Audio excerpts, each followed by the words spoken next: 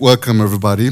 This talk will be about rather specific topic, but a lot of people used to do microservices for years now.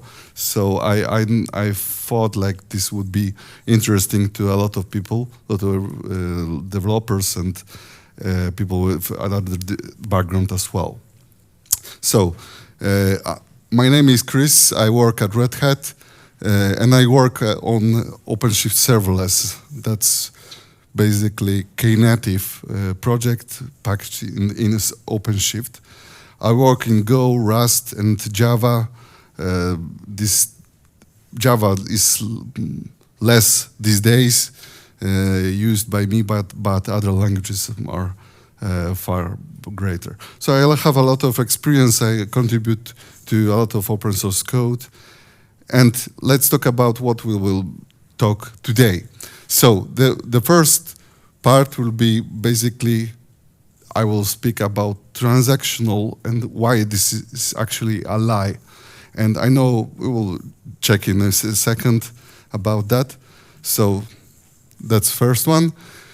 The second will be about the eventual consistency. So another approach to transactional processing. Also, I will speak about the service mesh fallacy and why the service mesh isn't maybe the thing you should use in your project, or maybe not the first thing you should try to use in your services architecture project. And then I will say a word about CQRS, what it is, and how we can use that. To basically build resilient services in a distributed environment.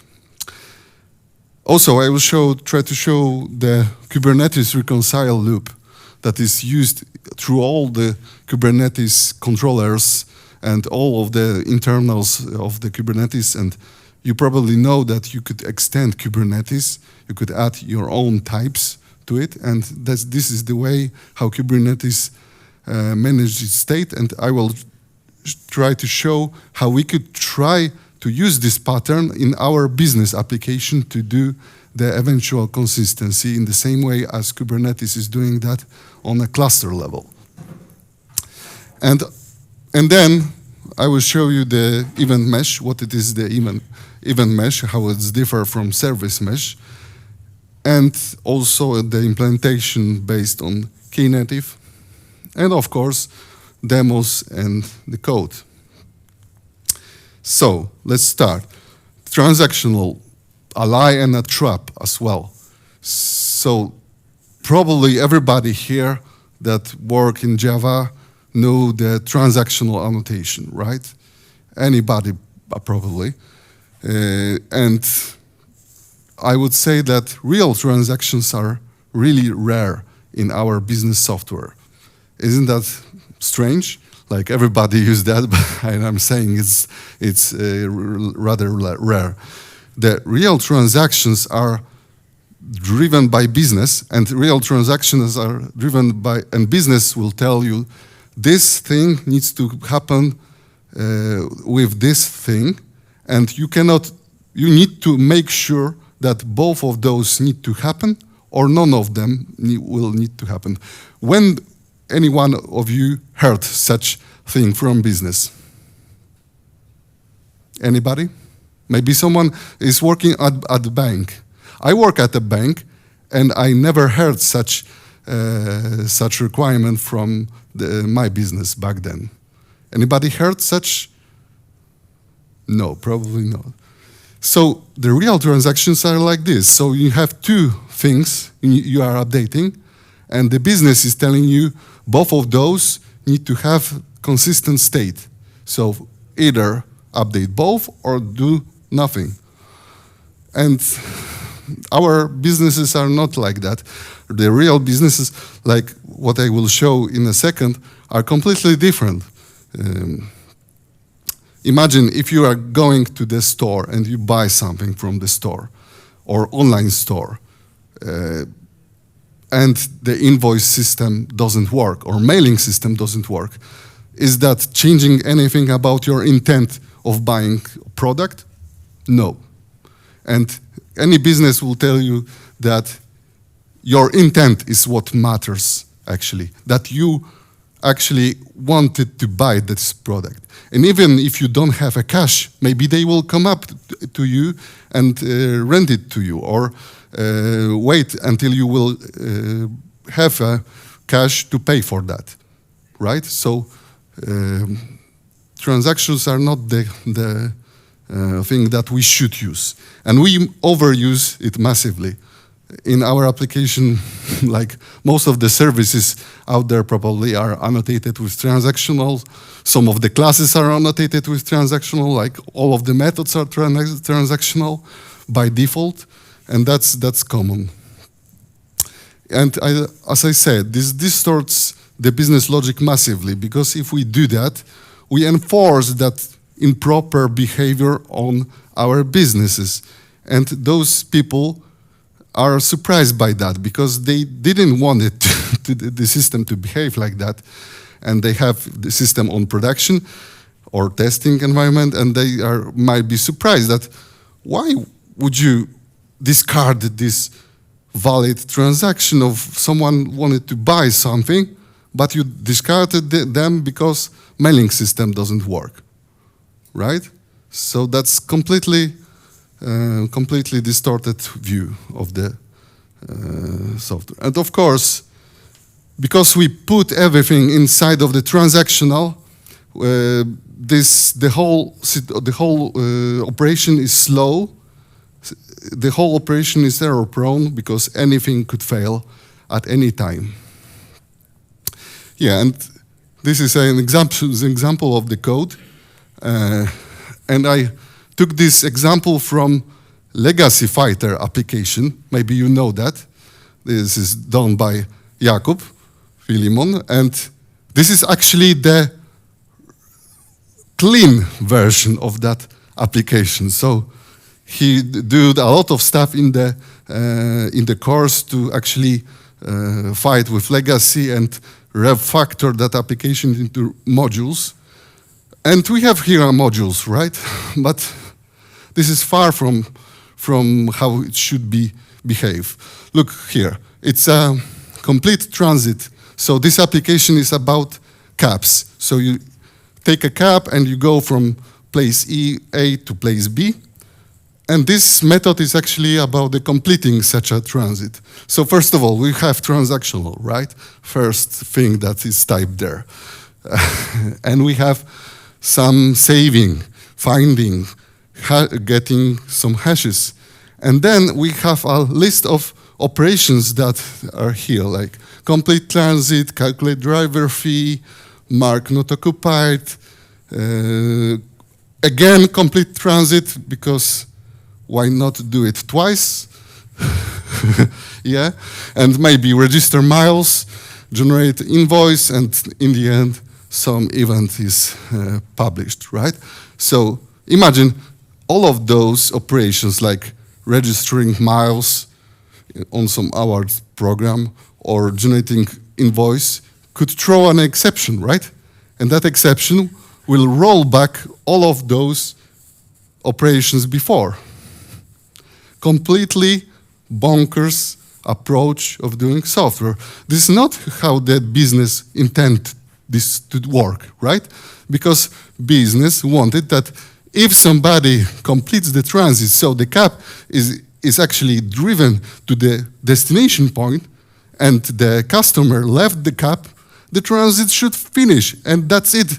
There is no other requirements to that. Those additional things should happen, but they might happen next day even. They might happen in an hour, in the next day, or whatever. They should happen in the end, but not necessarily when in the instant when the complete transit is being issued. Yeah, and in the red I marked things that are actually changing the state, right? So we have single method and multiple places here are written so that they change some service in some way. And here, this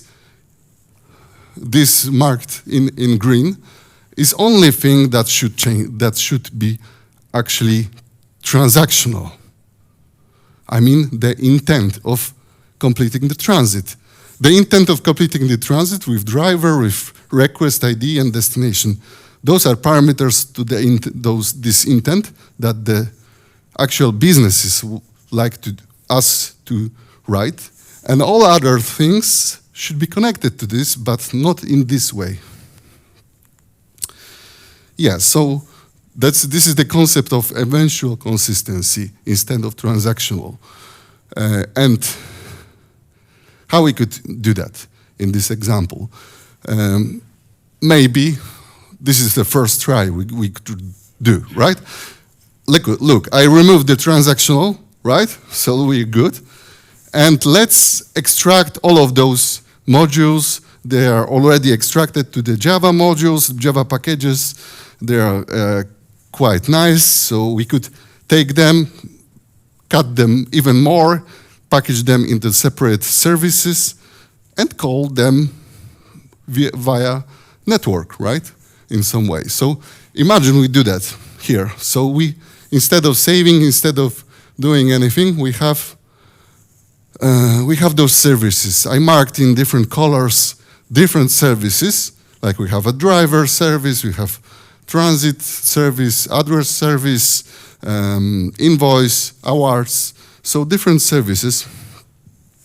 And we have remote microservices, those microservices deployed on our servers, right? Yeah, look at this. We have 12 remote calls to 5 different microservices now, right? So this might fail in multiple places, as also this in the same as before. But now it is far worse in this situation, because even if we take service mesh, for example, put those services behind this service mesh, have a redundancy, we will probably not reach 99.99 of uptime for any of those, for all of those services. But if we have 12 calls to all of them, this is the final number of uptime that we will receive. Yeah, this is simple mathematics. And of course, this is at least one order of magnitude slower than the previous example, because all of those operations are network operations, and there are 1,000 to 1,000,000 times slower than operations on your CPU. So now this is completely unacceptable, I would say. And also, we have a possible data loss now, because we don't have this. Well, we had data loss before as well, because we had transactional. If any of those operations failed, nothing will be saved, nothing will be updated, right? But now we might have some inconsistent state, like some of those operations might update and others might not, right? Yeah, and the service mesh fallacy here, I already said about this. Even if we take service mesh that promises a safe layer for our remote call services calls, then even if we choose that, and we have repeated messages through service mesh and other features that service mesh provides, yeah, that will not bring us any closer to this goal of having this completely ensured and working 100% of time as it should, because there will always be some fractions, and those fractions of outages will accumulate in time. And of course, we shouldn't really be doing synchronous remote calls apart from queries, right? So take a look here once again. Some of those operations like finding or getting by hash or whatever, those are basically queries, right? And other operations are things that update the state. So we shouldn't be really doing synchronous operation through services. Changing synchronous operations. Yeah, and this is actually what CQRS is doing, because it stands for Command and Query Responsibility Segregation. And this pattern is there to serve to separate reads from updates, basically, right? So we have a command that is asynchronous by nature. So we just say our intent, our command, our event, aka event or intent, whatever you like to name it. And you need to make sure that we don't lose those commands, right? That is the crucial part. And there are queries. Queries are synchronous, so we have request and response operations, and they are safe to retry in most of the cases. We should write our software in that way. So basically, we could use service mesh for this, for queries, right? Only for queries, basically. So, but they are safe to retry. So the promise that service mesh is giving us vanishes in that situation, because queries are not really important. We could really run them once again. Yeah. So if we divide this previous example in those, we will have things like complete transit, update destination, calculate fee, driver is free, and register miles, issue invoice, such a commands. And on queries side, we have read transit, read address, maybe some other reads. That's not important, because every single of those operations probably will read something and before updating, right? So that's simple enough. Yeah, so this is the idea, how to divide such operation. Maybe I will show you in a second how to do that, but first I would like to show you how Kubernetes is doing this. Probably everybody of you work with Kubernetes these days, or know you have a Kubernetes in your company, and you may not know that Kubernetes is extensible, so we can extend the Kubernetes by adding custom types to it. And Kubernetes have controllers, and those controllers have this reconcile loop in their core, and this reconcile loop takes the desired state that is described in our type and will ensure the cluster is in the state as expected. So we have such extension types, like here you have example of memcached spec and memcached status. So we have two additional types, and here we have example of controller. And those controllers have this method called reconcile, and this method is automatically called by Kubernetes. Maybe not Kubernetes in the second describe, but we are receiving here the request, the controller request.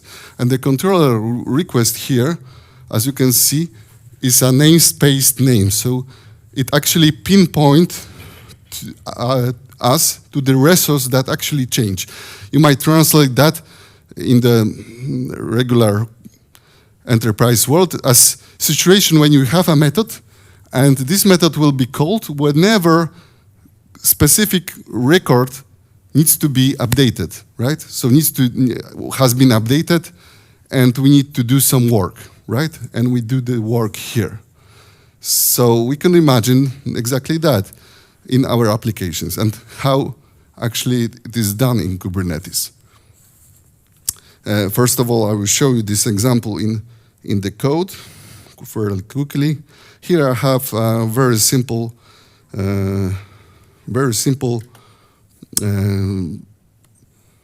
operator. And this operator is actually, I wrote this operator. This operator is called passless. And what it does is actually, it manages resources like this. So we have custom resource called passless. And whenever this resource is updated, we would like to create a secret, Kubernetes secret for it automatically. So the idea is that we keep these kinds of resources in our Git repository, and automatically all the passwords will be updated, because if we like to update the password, we'll just update the version here, right?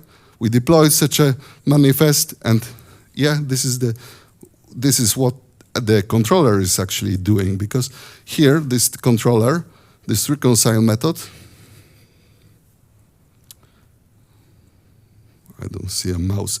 This reconcile method is receiving the request, and the request is actually pinpoint to exact resource that has changed, that user has changed. So we could, for example, here do some work, like create the secret we'd like and deploy that secret, and that's it, right? So we could imagine if we had such a machinery on our application, and we know that specific user has been, or specific transit has been updated, we could here do some work, maybe update some other custom types that we like, and other controllers will also start doing their work, like calculating the fee or whatever, doing what they like.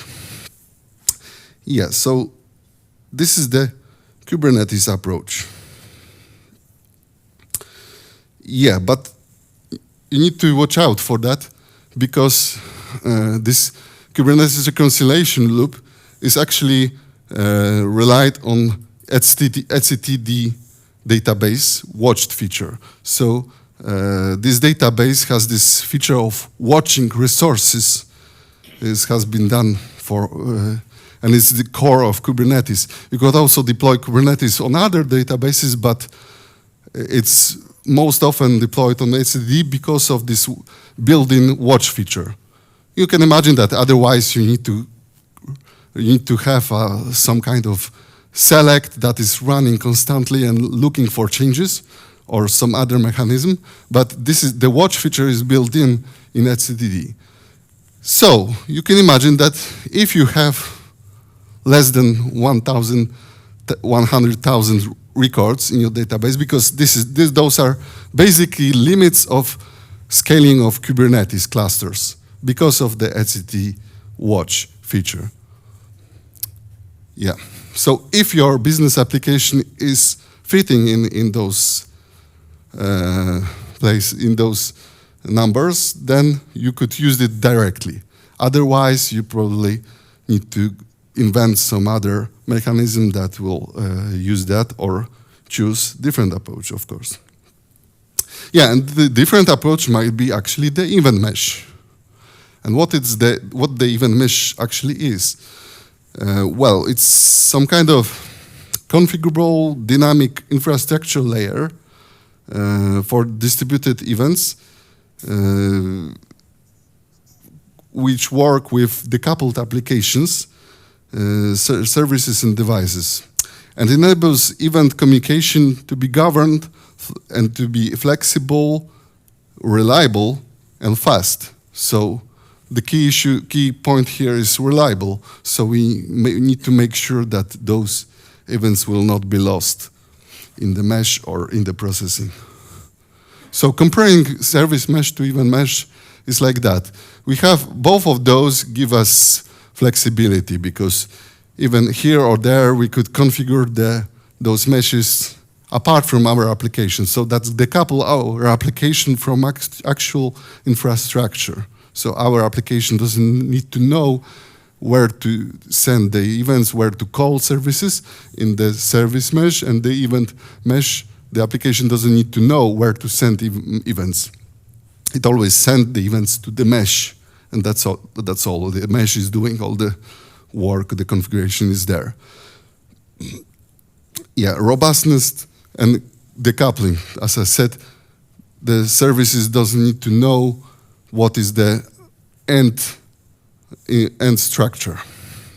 Yeah, but there are key differences.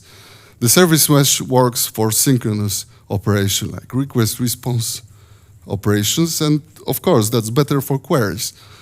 And event mesh is asynchronous, so you just send the event, and that's it. You don't have a response, you just send the event. So if you like to send event and receive an event, you need to have two different events that will work in two different ways. And it's better for commands. Yeah, and I said before that I work on Knative on serverless. So actually Knative eventing is implementation of event mesh. And Knative is a project that extends the Kubernetes and allow you to deploy and manage serverless apps.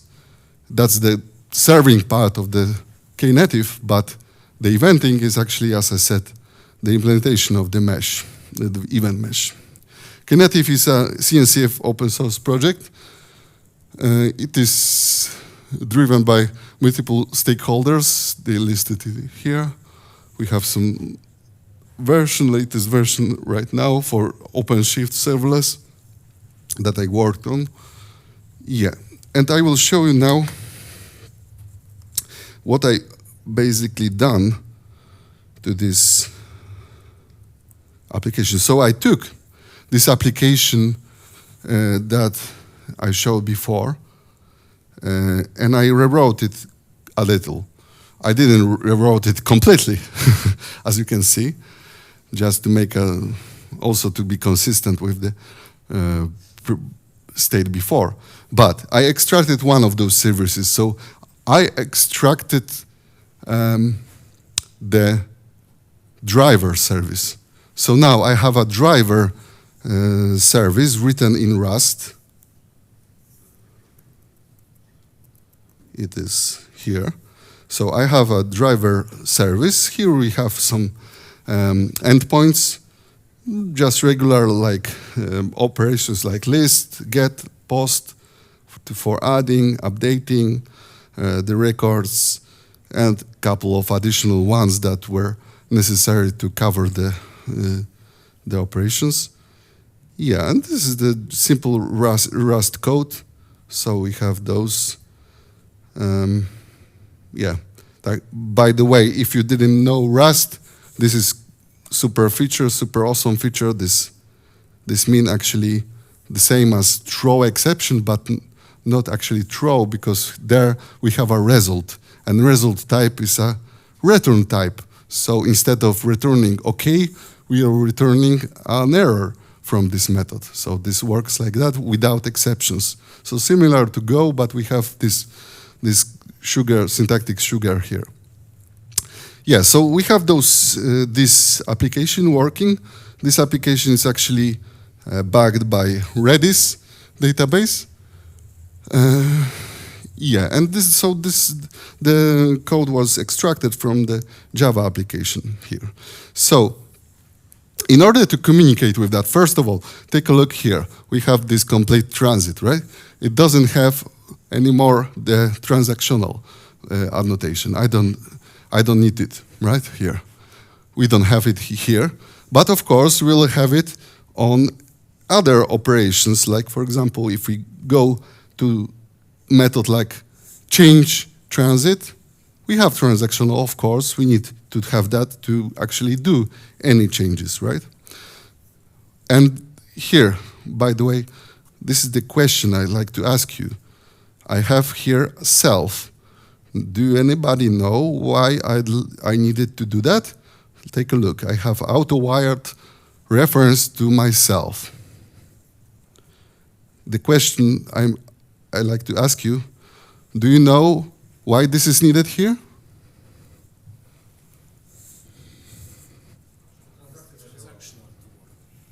Yeah, so we need transaction, right?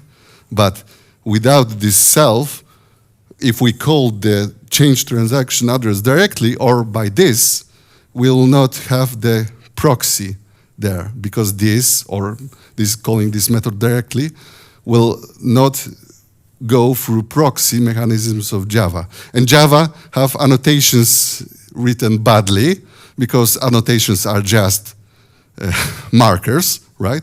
In other languages, imagine if we, instead of doing annotations, they're added the closures. So we have transactional closure that will always work. We will not have this problem like we have here. Also, like in Python, for example, Python have similar syntax to Java for annotations. They're called decorators, because they decorate the code and they work because they actually change the code. They are changing. Same for Rust. Rust has macros, so the code is actually driven. But Java is different. Java and .NET, I don't know, .NET probably the same because of the copy pasting of Microsoft people. But in Java we have annotation, right? And annotation is only driven by the proxy, and we need to have this proxy injected for us that do the magic. Yeah, so we need to do those kind of ugly stuff in Java, unfortunately. Yeah, so we have this method rewritten a little bit, and we have here this method of calculate driver fee, right? Let's go there. And as you can see, I have some kind of publisher. This publisher is actually a publisher for cloud events. So I said the eventing, the Knative eventing is based on is doing this the event mesh standard, but the base for that is the cloud events. So cloud events is different standard connected to our stuff as well, but it's not really part of the eventing, but was introduced by it. So it's different standard, and it describe a standard for the event, basically. So we have a publisher for those events, and we have here our calculate fee event, right? Let's go see this publish method, how it works. So we have injected list of converters. Yeah, so I'm choosing here a proper converter for my Java event that I have in this application, and I convert that into cloud event. And the cloud event is, if we go to this inverter implementation, I will show you how this is done. This is the building of this cloud event, right? So we have this cloud event builder. We are adding some kind of ID, adding a time, current time for this. We have a source, we have a type, we have content type, subject. All of those fields are in the standard, so we don't need to add them to all of our events. So this, using the cloud events is beneficial for everybody, I think. And our event, original event is there, is written as a JSON here, as a data, in data field. So it's packaged inside. So it's just like it's an envelope for our data with address information, right? Like similar to SOAP messages, if anyone knows those. So we have this cloud event that we are creating, and then we take the sync, the address that we'll be sending, and this sync is actually the address inside of the event mesh. The standard is really simple here, so we have a environment variable called k_sync, and if we set such a variable, then we should be sending, and the event mesh will set that variable for our services, and then those services will send the event there. Yeah, and after this is just a simple HTTP, right? So that's pretty good because this is easy to test, right? This is not some custom protocol, this is just HTTP. So doing all of this with Knative eventing is really simple in our application. You take a look, there is no Knative apart from this name that I used to name the configuration bin in my application. Because all of the other stuff is just regular REST. Yeah, so this sends this event, and the event is processed somewhere in this second application, and then we need to receive the update, right, to make sure that everything is working as it should. So we have the other event. This time, this event is called driver fee. So the other one was to intend to calculate the driver fee, and now we have a driver fee event. And driver fee event has here the fee calculated, right? So some external service calculated that fee, and we are receiving that data through this event. And once again, we have some marshalling to convert the cloud event into our internal Java type that we like to use. And I'm using some regular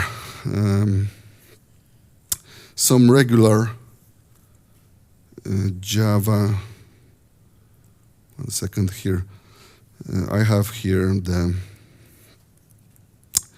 the receiver, and the receiver is just like this. So we have a post mapping, as you can see, and this is just operation, simple operation that we have.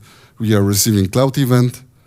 I'm looking through all of the converters, and if a converter matches this type that I have in this cloud event, I create my specific event and I'm publishing it internally. This is this is the regular Spring event publisher, so it works in your application, not outside. So we have here two types of publishers, like external receiver and publisher, and internal publisher and internal receiver, because those events needs to be captured somewhere. So we have a method here. This is inside of this write service added here. So we have driver fee calculated method that is regular Spring listener, and we are receiving here this driver fee, and we basically update the this driver fee into the transit bin, right? Super simple, right? So we have two services, one is calling the other is doing some work, and is returning the calculated fee to this service. Yeah, so let's deploy that on the cluster. I already built those apps, so I could apply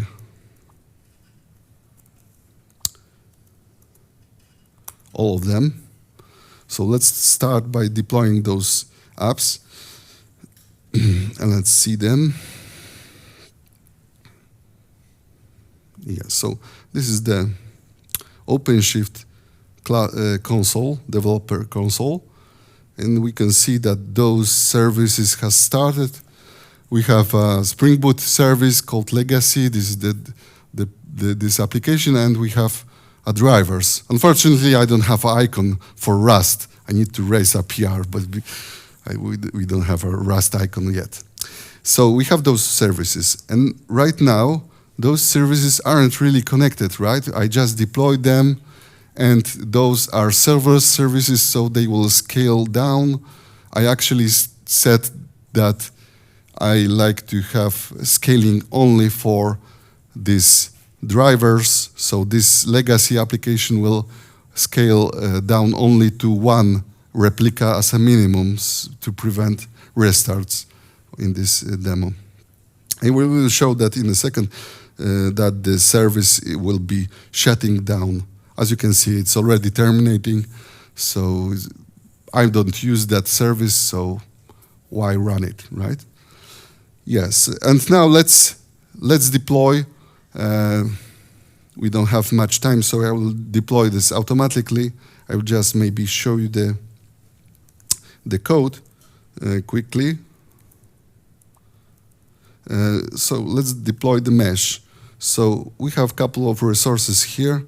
So we have a broker resource, and broker is simple, right? We have a div name, and we have a delivery configuration for to have an exponential backoff. So when the event couldn't be delivered on, or the event was delivered but the service returned something different in 200, so basically you have an exception in your application, then the mesh will automatically try to send this event once again after this period. So first it starts with 0.2 seconds, then 0.2 seconds times 10 to power of 2, and it will do that 10 times. So this is about 6 minutes at longest, about, or 10 minutes, something like that. We have sources, and those sources are basically our applications. So this is called sync binding in Knative. And we have sync binding that we bind our service application, our drivers application here, to this broker that I showed before, and also the other sync binding that is doing the same for this other service, this legacy service. And then the final part is triggers, and here we describe what should happen if specific event is going through this mesh. So we have, look at here, we have a broker called default, so we only have one single broker.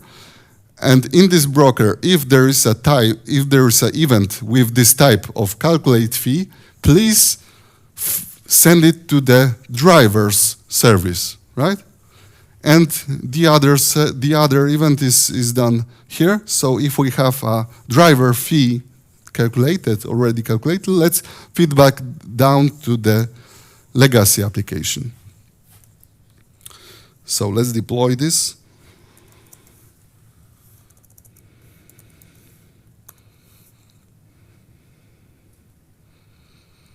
And let's see how it looks.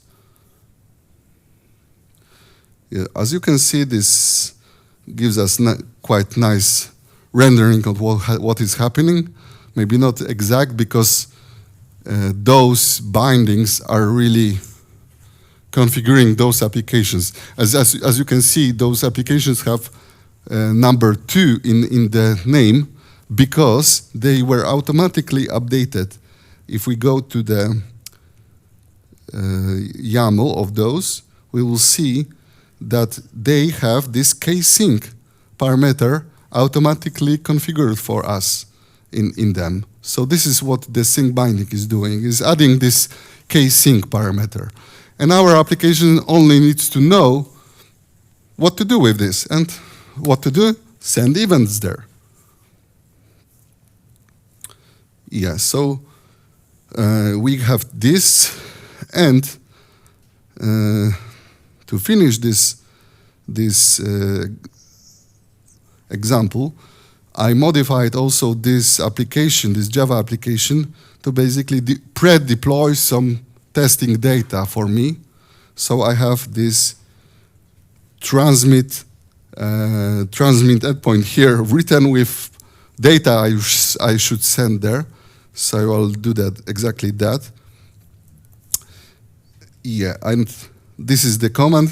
So I'm typing to send this part will be replaced by the service URL. Maybe let's just show that quickly.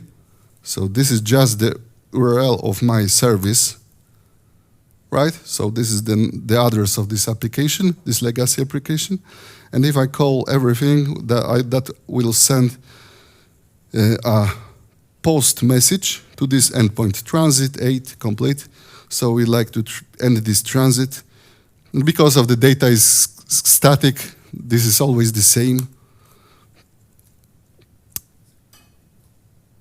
Yeah, and let's see what's happening on the logs. We have sent it. We are publishing this event. It is seen here. Publishing event to the broker, something. So we could scroll this line, and we will see this event that is there. So we have this event, and then we also receive that event back here because we have this message, this end message that the driver fee has been calculated to 48 point something, right? So we receive that information back into our Java application.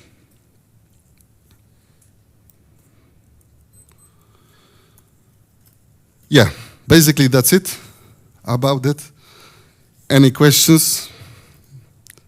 Yeah? Is event mesh just the next or other type of event broker? Yes, it's an event broker basically, but it's configurable event broker. As you might seen, I have those YAMLs that describe what actually I'd like to do, where to send those events to, right? And I could filter out them depending on what to do. Also, imagine something like if we go here to this broker also have additional parameter of named dead letter sync. So if our event couldn't be delivered in this period of time, we could define that letter sync, and that letter sync will send those missed event to that source. So you could imagine having some long-term storage for your events, and you could feed those events, those missed events there, and then reply them back when you, for example, fix your application, because you may have a bug in your code, and that bug will prevent the proper operations on those events. And you can fix your application, deploy, and just reply the comment. And also to answer one additional question regarding this is also, somebody could say that this is just event sourcing, right? But no, this is not event sourcing, because event sourcing relies on the stream of events, and we build views that we select data from those views, materialized views, or how you could call that, on that. And this is the tricky part. But here we have regular application. This is just regular Java application or Rust application. We have a regular database. We update that database. So our store, our state is basically held in two places. One is the mesh itself, and serverless, our product is supported on Kafka. So you could have a broker based on Kafka. So your events will be saved there, persisted. So you make sure that if the broker receives your event, you will not lose it. Okay, so what's the difference between using event mesh and any other event broker like RabbitMQ, SQS, Kafka, anything like that? Yeah, the difference, as I said, we have the broker backed by Kafka, right? Also, there's different broker backed by SQS. There's also broker by RabbitMQ and different other technologies. So the difference here is that you are not binding to any specific implementation, right? So you don't have I don't have here Kafka dependency anywhere. I don't need to know that I'm using Kafka. I just send regular HTTP messages and I receive regular HTTP messages. So this is super simple to test. I don't need to have any infrastructure running to test that, right? So this is the key difference. Basically, you are doing that based on the standards that are HTTP and also cloud events, and that's it. So you are not binding strictly to some implementation, because if you at some point decide that you don't like Knative because of me or whatever, right?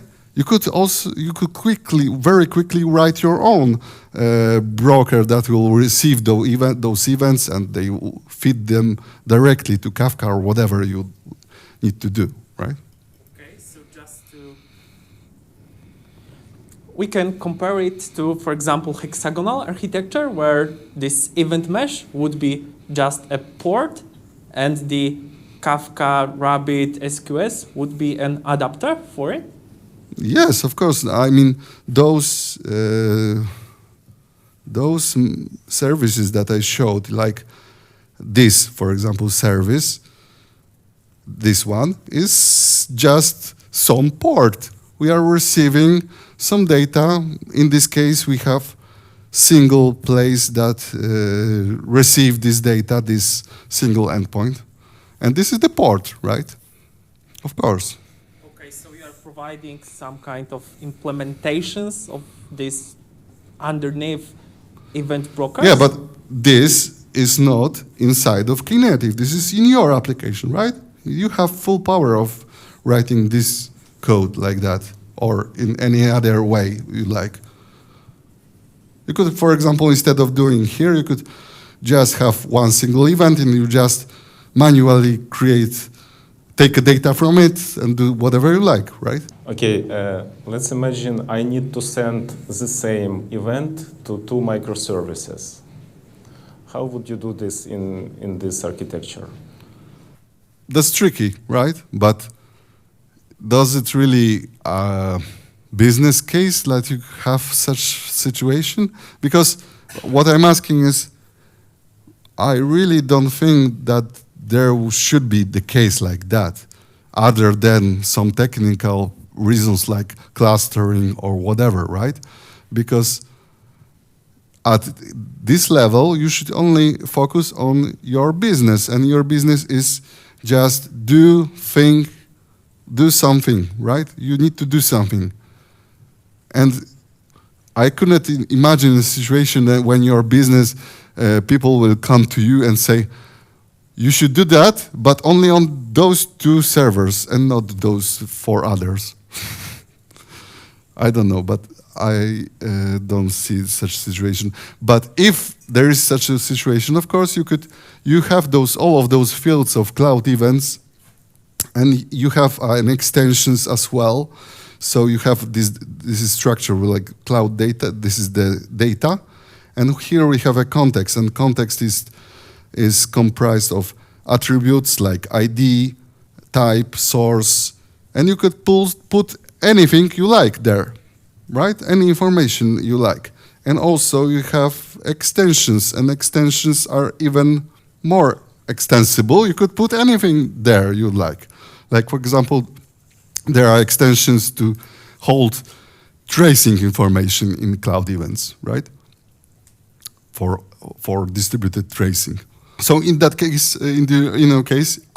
what I will do, I will probably create, maybe put some additional information like node ID or whatever inside of the extension, and I will just send 2 very similar events, and I will just write appropriate triggering inside of the trigger, because here you could write any other parameters, like, for example, node ID, right? So if the node ID is 123, then you'd like to feed this specific event to this specific service, right? So you have you have full power of configuring what you like. So basically, one service is sending events and another service is consuming events. And let's imagine this system works and I need some other service to consume the same events. To deploy this other service, do I need to change the first two? I would just take this, right? Copy this, call it like legacy 2, and just feed it to legacy 2 service. That's it. I have 2 triggers, and this will duplicate the same event and will send it to the same event, right? Completely the same event will be sent to 2 different services. Thank you.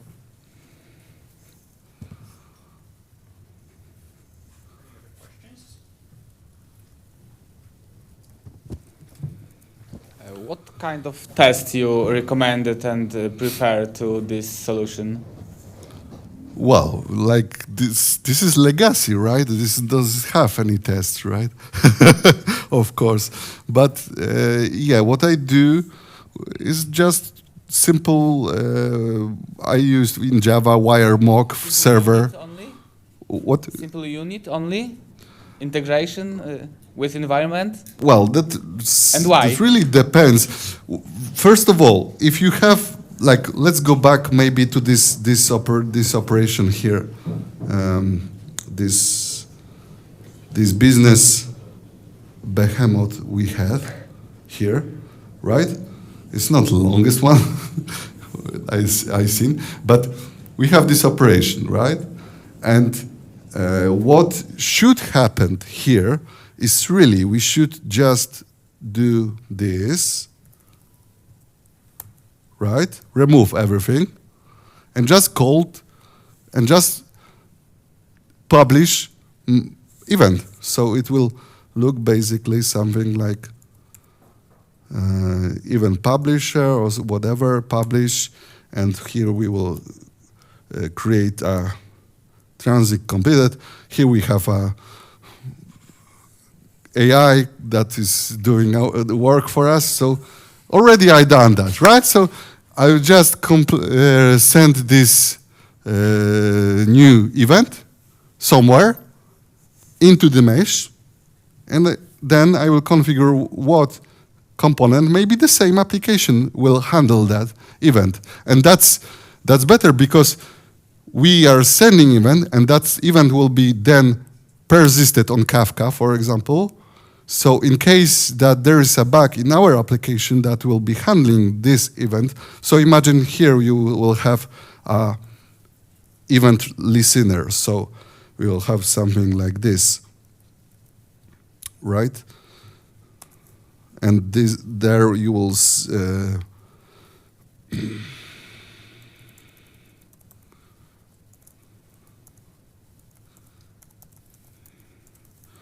something like this, and here you will have initiate transit complete, right?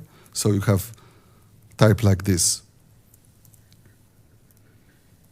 And then you will be doing some work here, right? So you will have something similar to this. Oh.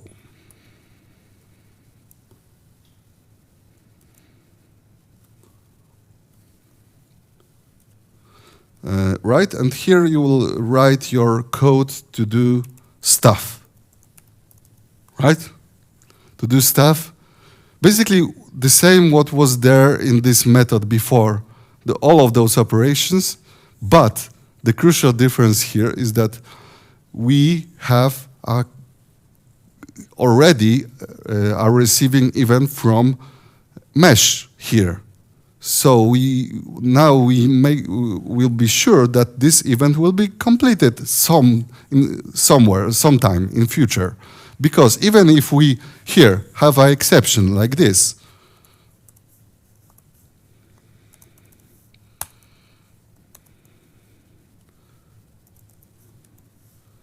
right? We have a junior developer that wrote something like that, right? Right? And we are receiving this initiate transit complete from our mesh, right?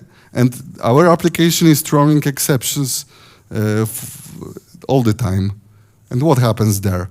The event will be, the request will be handled as 500, right? From our application. And the broker will see that he received a 500, so he knows that he needs to retry that operation. So we'll take the exponential backoff mechanism and we'll retry in 0.2 seconds, then in second, in 2 seconds, in 4 seconds, in 8 seconds, and so on. He will retry this operation. And after all of that, if that operation failed, he will, if you configure that, the message will be sent to your dead letters storage, dead letters sync basically. You could have anything there. You could also have another broker that will try to do the same delivery, maybe with bigger, like for example, you could do something like that here. This is that letter sync, something like that. And here we will send that to the broker, different broker. And that broker will be something like that. Here will be the eventing, right? So that letter, and we will just deploy that dead letter broker. So that dead letter broker will be very similar to this one. So we'll just copy paste the broker. I will do that on that. This shouldn't be on the trigger. Of course, this should be on the broker. So we have here the information about the dead letter sync. And then we will maybe do something like that. We'll take this part.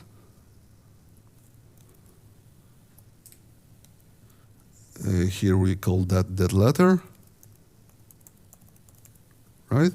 And here we maybe set 0.2, but in hours, and do this, or this, right? And then you have, well, I don't know how long this is, but this probably should allow you to go back to your office next week, do some fixing and fix that exception in your application, and then you don't need to do anything, you don't need to retry anything, because this broker will essentially feed back data to your broker. You also need to create triggers from this dead letter sync back to the regular broker, but this is simple YAML stuff. Krzysztof. Thank you.